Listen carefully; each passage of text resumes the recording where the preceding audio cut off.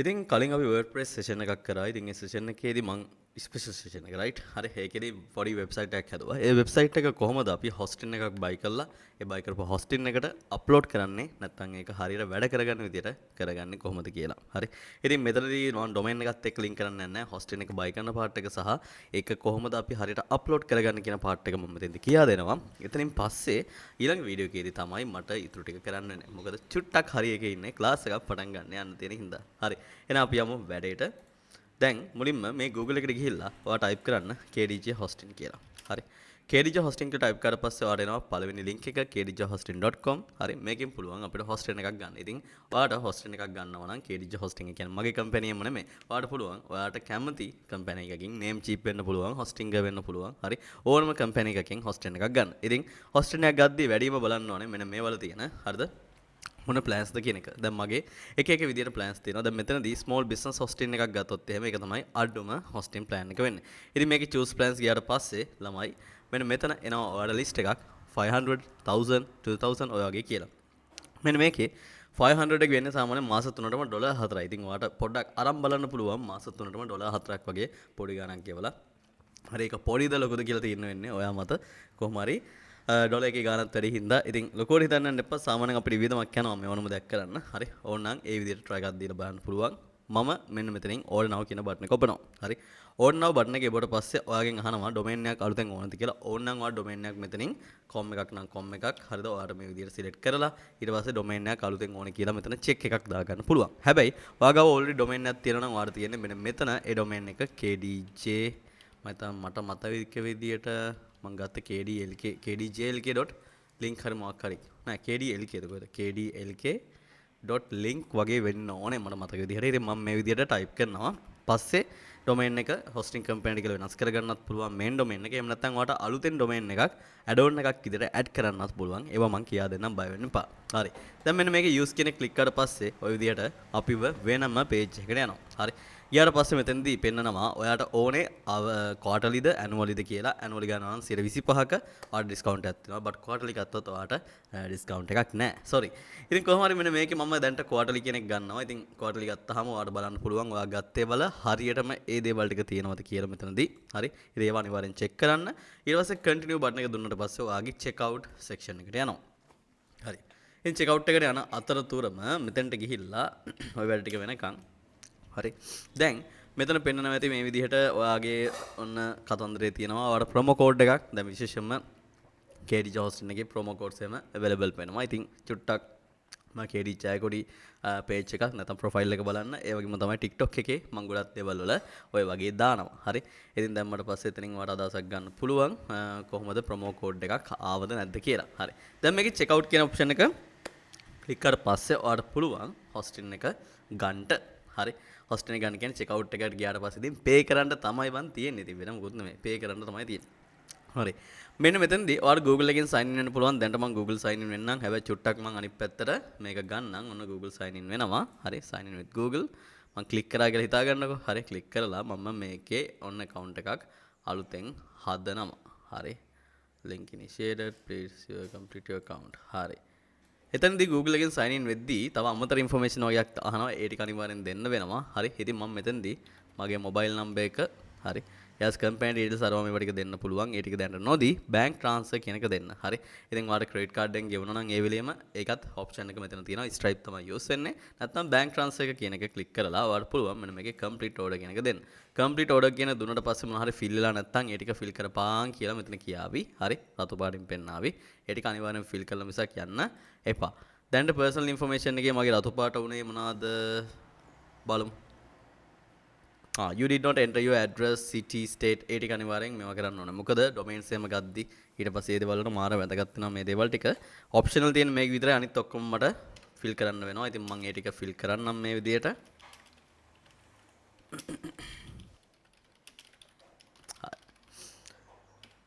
city Gampaha state western කියලා දාමු අපි postal code එක 11.3 හරි ඔය විදිහට දාලා මම ආයේ complete order කියන එක click කරනවා click කරලා පස්සේ බලන් ඉන්න තමයි තියෙන්නේ ඉතින්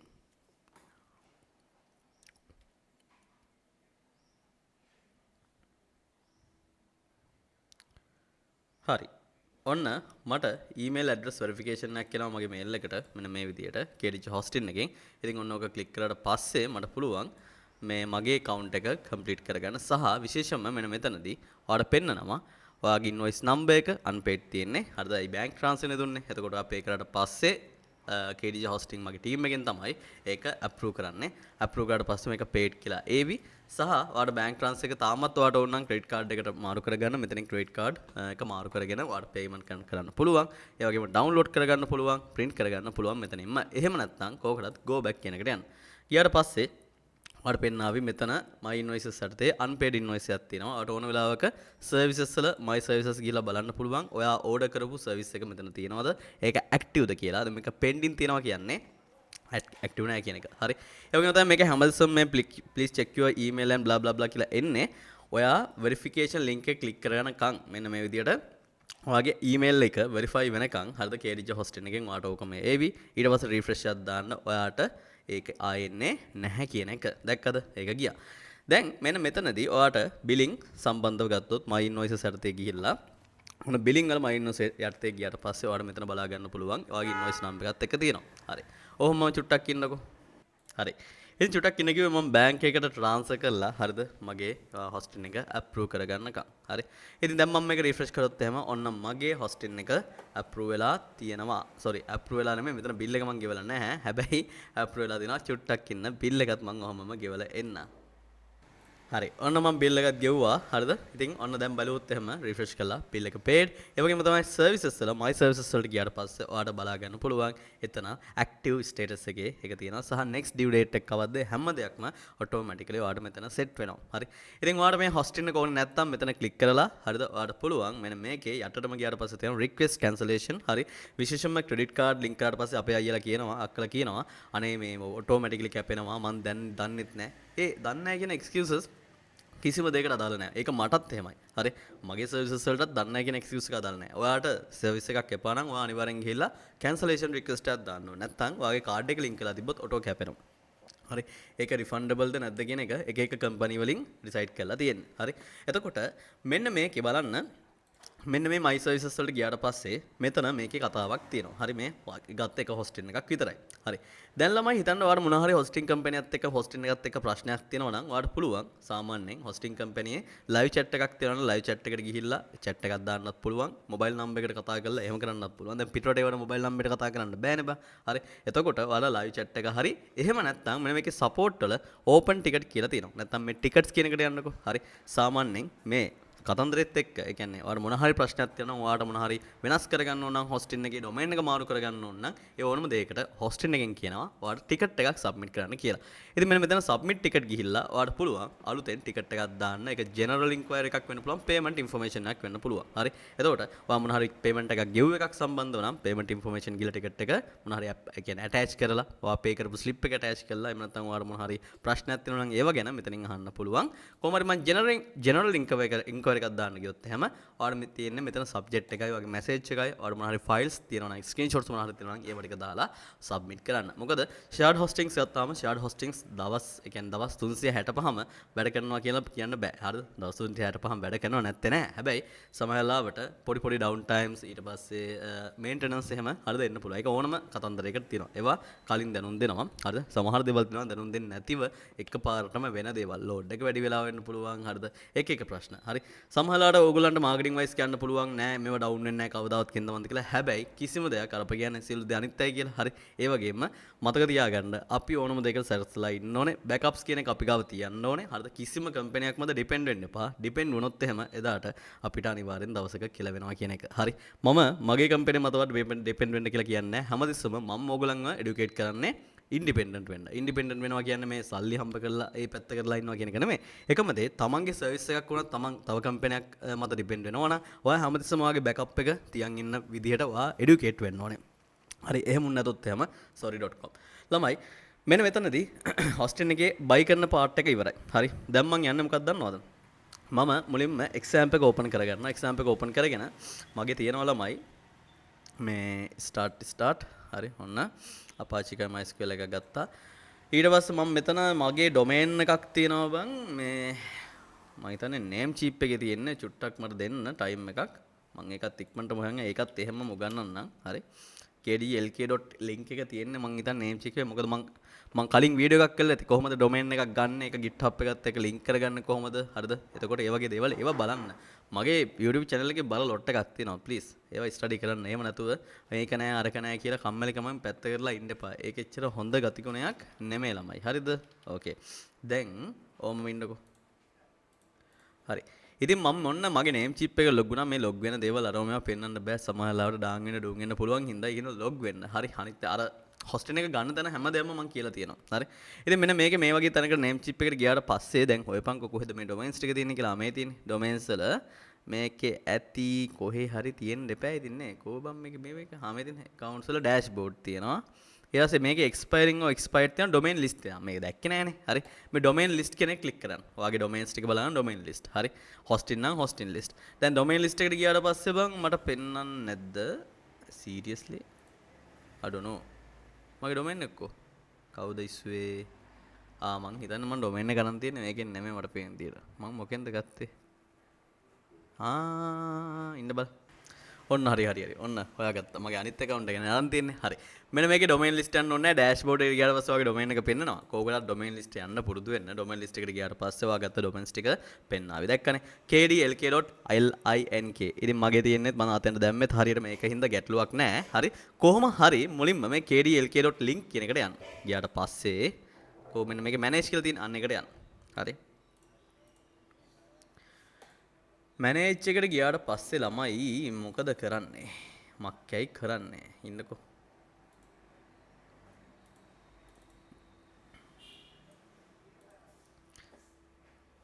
මම හිතන්නේ මගේ ඉන්ටර්නෙට් ස්පීඩ් එක ගොඩක් හොඳයි. හිතන්න එපා ලංකාවනේ. yes ලංකාව.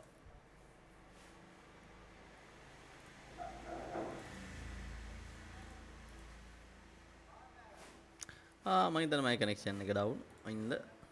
හරි ඔන්න ආය අප්. එහෙම තමයි. ඩාන් එනවා ඩූන් එනවා ඩාන් එනවා ඩූන් එනවා. හරි.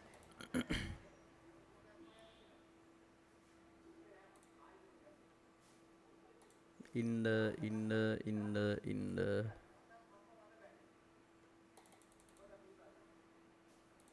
හරි. දැන් මෙන්න මේකේ අර මැනේජර් එකට ගියාට පස්සේ ළමයි මෙන්න මෙතන බලන්න name service දෙන්න තියෙනවා. හරි. name service දෙන තැන ඔයාට name service දෙකක් දෙන්න එපා. එතකොට දැන් KDJ hosting එකෙන් ගත්තොත් නෙමෙයි ඕනම කම්පැනි එකකින් ගත්තට පස්සේ හරිද? ඔයාට මේ වගේ email එකක් එනවා new account information කියලා. හරිද? ඒකේ යන්න මේ යටම ගියාට පස්සේ ඔයාට තියෙවි ns100 kdjhosting.com මේ වගේ addresses දෙකක්. මෙන්න මේ name service දෙක අරගෙන එකක් අරගෙන මෙතෙන්ට දැම්මා. අනිත් එක අරගෙන මොකද කරන්නේ? අතෙන්ට දැම්මා. හරි. ඉතින් මෙන්න මේ විදිහට දැම්මට පස්සේ ඔයාලට කරන්න තියෙන්නේ මෙච්චරයි. මොකද්ද කරන්න තියෙන්නේ ළමයි? මෙන්න මේකේ යටට ගිහිල්ලාද උඩට ගිහිල්ලාද කොහෙද මන්දා? කොබන්? මම දැන් සේව් කරන්න මේකේ තැනක් නැහැ මම හිතන්නේ. මෙන්න ආමිති මෙතන හරියක් දාන්න තියෙනවා. හරියක් දැම්මට පස්සේ ඔන්න saving save වුණාට පස්සේ finally ඔන්න ඔය වගේ එනවා 48 hours to take effect කියලා. but ඔය කියන කතාව විදිහටම දැන් යන්නේ නැහැ. මොකද TTL අගයක් කියලා කතාවක් තියෙනවා. ඒකත් එක්ක සම්පූර්ණයෙන්ම යන වෙලාව සහ ඒ හැම දෙයක්ම මේ විදිහ අඩු වෙලා තියෙනවා. හරි. කොහොම හරි දැන් domain list එකෙන් ඕක අපි name server update කරාට පස්සේ දැන් kdlk.link කියන එකට ගියොත් මම දන්නේ නැහැ මෙතනින් දැන් ගියොත් මොකක් වේද කියලා. kdlk.link කියන එකට ගියොත් එහෙම ඔයාට ඔයාගේ වෙබ්සයිට් එක සාමාන්‍යයෙන් දැන් නම් මගේ පෙන්නන්නේ සස්පෙන්ඩඩ් කියලා. ඒක මම හිතන්නේ කලින් එක.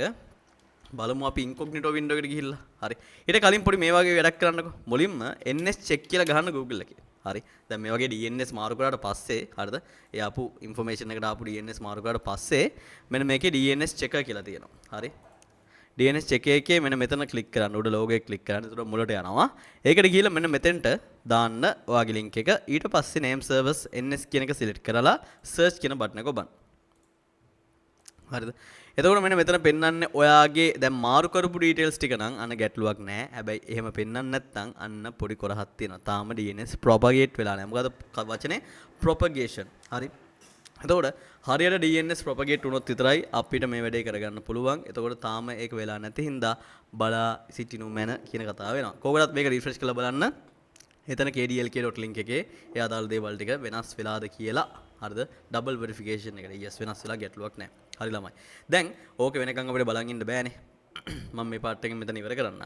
දැන් කරන්න තියෙන small business hosting කියන එක මෙන්න මේ ගත්ත සර්විස් එකට ගිහිල්ලා හරිද? ඒකේ තියෙනවා login to cpanel කියලා. ඒක ක්ලික් කරන්න. login to cpanel ක්ලික් කරගොම මම ආව cpanel එකෙන් open වෙනවා. open වුණාට පස්සේ මේකේ මුලින්ම ආවොත් මේ වගේ එකක් skip කරලා දාන්න. හරි. skip කරලා දැම්මට පස්සේ ඔයා වෙබ්සයිට් එක අප්ලෝඩ් කරගන්න ඕනේ. හරිද? ඔයා හදපු වෙබ්සයිට් එක. මගේ වෙබ්සයිට් එක තියෙන්නේ Explorer එකේ මම හිතන්නේ htdocs වල අමල් කියන එක වෙන්න ඕනේ. බලමු අපි කෝකටත් ගිහිල්ලා නේද? localhost/amal මම මේවා කියා දෙන්නේ නැහැ. මම කලින් වීඩියෝ එකේදී කියා දුන්නා. අමල්ද නැත්තම් වෙන එකක්ද මට මතක නැහැ. අමල්ද ගුණාද? අමල් වෙන්න ඕනේ නේද? නැත්තම් my new webද? මම කලින් වැඩ කරේ බලමු ලෝඩ් එකක් චුට්ටක් කිමු. new web කියලා එකකුත් මම හදලා තියෙනවා. මම හිතන්නේ new web වෙන්න ඕනේ right.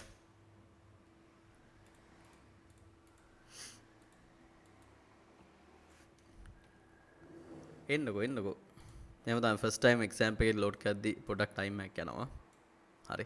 එක්සැම්ප් එක කියන්නේ ලෝකල් හොස්ට් එක. හැබැයි දැන් අපි ගත්තේ වෙබ් හොස්ටින් එකක්. හරි ඒක වෙබ් එකේ කියන්නේ ඉන්ටර්නෙට් එකේ තියෙන දෙයක්. හරි. ඉතින් ඔගේ හොඳට ඔලුවට දාගන්න අදහසක් මොකද්ද මේ කරන්න යන්නේ කියලා. අපි දැන් අපේ ලෝකල් සර්වර් එකේ හදපු ලෝකල් හොස්ට් එකේ හදපු දේවල් ටික අපි යවන්න හදන්නේ කොහෙද? ඉන්ටර්නෙට් එකට. එතකොට හැමෝටම අපි හදපු වෙබ්සයිට් එක දකින්න පුළුවන් නේ. හරි. මේ ඩොමේන් එකක DNS ප්‍රොපගේට් කරනවා කියන්නේ මොකද්ද? සම්පූර්ණයෙන්ම ඩොමේන් එක හොස්ටින් එකත් එක්ක කන්ටැක්ට් කරගන්නවා. කියන්නේ කනෙක්ට් කරගන්නවා. හරි. කනෙක්ට් කරාට පස්සේ වැඩේ ලේසි බං. කතාව තේරෙනවද? හරි. ඉන්නකෝ මේක එන්නේ නැද්ද? ඉක්මනට එන්නකෝ. පරක් වෙයි මට පරක් වෙයි. සිරාට පරක් වෙයි.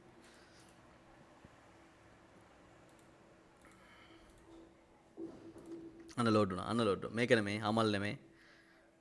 මේ තියෙන්නේ new web. හරිද? new web එකේ තියෙන ෆයිල්ස් ටික තමයි මම අතෙන්ට දාන්න ඕනේ. ඉතින් මම මොකද කරන්නේ? cpanel එකට ගිහලා මුලින්ම file manager එකට යනවා. ගියාට පස්සේ මෙන්න මේකේ ඔයාලට පෙන්නනවා public html කියලා. ඒකට ගිහිල්ලා upload කෙනෙක් ක්ලික් කරන්න. දැන් මෙතෙන්ට upload කරන්න පුළුවන් zip file එකක්. ඉතින් මම මොකද කරන්නේ? මෙන්න මේ new web කියන එක right click කරලා හරිද? send to දීලා compress කියන එකට දෙනවා. හරි. compress කරාට පස්සේ දැන් මේක සම්පූර්ණ full compress වෙනවා. compress වෙනවා කියන්නේ ඒක ඇතුළේ තියෙන ඒ new web කියන folder එක ඇතුළේ තියෙන files, folders හැම කෙහෙල්මලක්ම ඔන්න එක ෆයිල් එකක් බවට කන්වර්ට් වෙනවා කියන එක. හරි. ඒ වගේම තමයි සයිස් එකත් අපි අප්ලෝඩ් කරද්දී අඩු වෙනවා. නැතුව මේක වෙනම අප්ලෝඩ් කරන්න ගියොත් එහෙම ඇත්තටම පට්ට අමාරුයි. හරි. මම දැන් ඉමේජස් ගොඩක් තියෙන හින්දා වෙන්න ඕන ඔය ටයිම් එක යන්නේ. දැන්ට ඔක වෙන්න දීලා අපි බලමු කෝකටත් කියලා DNS මාරු වෙනවද කියලා. මේකේ මේ විදිහට මාරු වෙන්නේ නැහැ. සමහරට අරගොල්ලන්ගේ අප්‍රූවල් එකක් මොකක් හරි තියෙනවද දන්නේ නැහැ කියලා මට සැකයක් තියෙනවා. මේ නැත්තම් සාමාන්‍ය මෙච්ච ටයිම් ගන්නෙ නැහැ. කෝකටත් මම බෑක් එකට ගිහිල්ලා මේක වෙන රෙකෝඩ් ප්‍රොපගේෂන් චෙක් එකකට යනවා. ගිහිල්ලා මෙතෙන්ට අපි දාලා බලමු ns is still not transferring. හරි. මම කෝකටත් ආයෙ බලනවා දීලා තියෙන එක හරිද කියලා. kdlk.link නේ දුන්නේ. මොකද මේ ඩොමේන් එක හරියට දීලා තිබ්බේ නැතොත් ඒත් ප්‍රශ්නයක්. එහෙම වුණොත් එහෙම කරන්න ඕනේ මොකක්ද දන්නවද? දැන් මේ ඩොමේන් එක මෙහෙම තිබ්බයි කියන්නේ වැරදිච්ච එකක් දුන්න කියන්නකො කමක් නැහැ හිත හදාගෙන ඩොමේන්ස් කියලා මෙතන ටයිප් කරලා මෙන්න මෙතනට අලුත් ඩොමේන් එක. ඒ කියන්නේ වාගේ ඩොමේන් එක ඇත්ත ඩොමේන් එක මෙතනට ගිහිල්ලා create a new domain ගිහිල්ලා kdlk.link හරි මොකක් හරි ඒ විදිහට ඔයාලට අලුතෙන් අප්ඩේට් කරන්න පුළුවන්. හරි. එතකොට අප්ඩේට් කරද්දි දැන් සබ්මිට් කරාට පස්සේ අන්න DNS propagation එක හරි වෙනවා. හරි. ඉක්මනටම වැඩේ වෙනවා. මම හිතන්නේ මට පේන විදිහට ඒ වගේ මේක kdglkද? නෑ kdlk නේ. හරි. දැන් kdglk මම link කරන්න හදද්දී මට කියනවා බෑ ඒක කරන්න බෑ. මොකද මම එහෙම එක ඇඩ්‍රස් එකක් ඇත්තටම නෑ. හරිද? ඒක වැලිඩ් ඩොමේන් එකක් නෙමෙයි ඒක. ඒක හින්දා තමයි මට link කරන්න දෙන්නේ නැත්තේ. හැබැයි ඇත්තටම ඩොමේන් එක අරන් නම් ඒ ඩොමේන් එක මේකත් එක්ක name server set කළා නම් අන්න පුළුවන් ඔයාලට මෙතනින් ඩොමේන්ස් වලින් set කරගන්න. තේරෙනවද? හරි. දැන් මෙතෙන්ට අප්ලෝඩ් කරන ෆයිල්ස් ටික තාම සැරසෙන ගමන් ඉන්නවා හිතන්න. හරි. ඉතින් මම මේ කම්ප්‍රෙසිං පාර්ට් එකෙන් මම නවත්තනවා. මොකද මට ඇත්තටම දැන් ක්ලාස් එකක් තියෙනවා. මම ඊළඟ වීඩියෝ එකේදී මේ ඩොමේන් නේම් සර්වර් එක මොකද්ද ඩොමේන් නේම් සිස්ටම් නැත්නම් DNS ප්‍රොපගේෂන් එක වෙලා ඔක්කොම වුණාට පස්සේ මම සම්පූර්ණයෙන්ම වැඩේ එතන ඉඳන් කරන්න කොහොමද කියලා පටන් ගන්නම්. කම්ප්‍රෙස් කරන පාර්ට් එක කරන්නේ නැහැ. මතක ඇතිනේ කම්ප්‍රෙස් කරන්නේ වා හදාගත්ත වෙබ්සයිට් එක. එහෙනම් හැමෝටම thank you very much. good luck. bye. Comment එකක් දාන්න යන්න.